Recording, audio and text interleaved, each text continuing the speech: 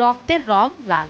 সে লাল রংকে প্রতিবাদের ভাষা হিসাবে বেছে নিয়েছেন শিক্ষার্থীরা। তাই তো সামাজিক যোগাযোগ মাধ্যমে ফেসবুকে ঢো মারলেই দেখা মিলবে লালের কথা।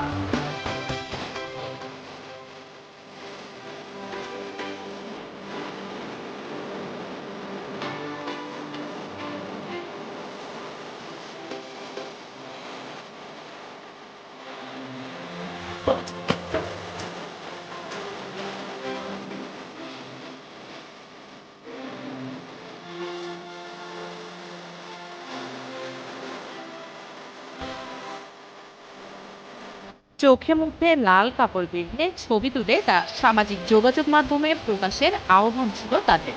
এরপরেই ফেসবুক ভরে যায় লাল কাপড়। শিক্ষার্থীদের নতুন ট্রেন্ডে সামিল হয়েছেন শিক্ষক সহ নানা শ্রেণী।